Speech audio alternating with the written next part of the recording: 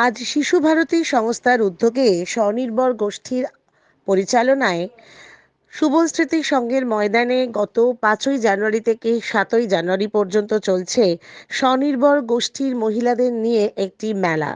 সেই মেলাতেই human rights convener of India এদের উদ্যোগে আজকে একটি সাংস্কৃতিক অনুষ্ঠানের আয়োজন করা হয়েছিল। উপস্থিত ছিলেন Binod Kumar Singhji, secretary human rights convener of India, এবং মিতালি সরকার চ্যাটার্জি, যার উদ্যোগে, যিনি আমাদের এই স্টেট ইনচার্জ মিতালি সরকার চ্যাটার্জি, তার উদ্যোগে এরকম একটি সাংস্কৃতিক সন্ধ্যা আমরা পেয়েছি। কম করে 30 জন নাচ, গান এবং আবৃত্তির শিল্পীরা অংশগ্রহণ করেছিলেন। মূল অনুষ্ঠানটি সঞ্চালনার দায়িত্বে ছিলেন দেবশ্রী চক্রবর্তী। আপনার নাম? বিনোদ কুমার সিং। আজকে অনুষ্ঠান নিয়ে কিছু জানান। আজকে অনুষ্ঠান পাবলিক অ্যাওয়ারনেস প্রোগ্রাম আছে, তারপরে নতুন বছরে যে আছে পাবলিককে একটা ভালো জনগণকে ভালো একটা মেসেজ দেওয়ার জন্যে বৃক্ষারোপণ করলাম আমরা। তারপরে ফ্রি মেডিকেল ক্যাম্প লাগিয়েছি, pressure, sugar, body check up করছি। তারপরে কিছু কালচারাল প্রোগ্রাম নতুন বছরে জন্যে হয়েছে। আমাদের স্টেট ইনচার্জ মিতালি সরকার, উনি সব অর্গানাইজ করেছে, বলবে উনি। নমস্কার, আমি আজকে অনুষ্ঠানটা মূলত আমাদের নতুন বছরে মানুষের যেভাবে শরীর আমাদের খারাপ হয়ে যাচ্ছে, স্বাস্থ্য সচেতন করা মানুষকে ভীষণভাবে দরকার। সেই জন্য আমরা ফ্রি মেডিকেল ক্যাম্পের এখানে করেছি।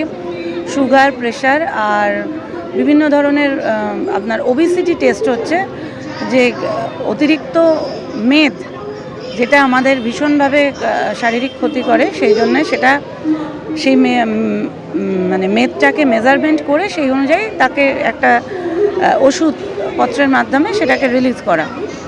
আর তার সাথে রইল আমাদের সাংস্কৃতিক কিছু অনুষ্ঠান, কারণ সংস্কৃতি ছাড়া তো আমরা চলতে পারবো না।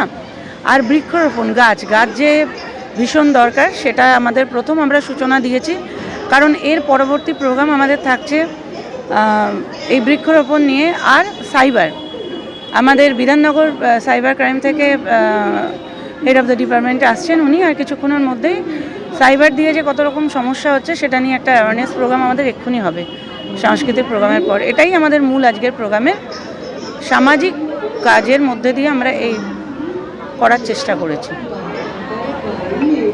আমার নাম মিতালি সরকার চ্যাটার্জি।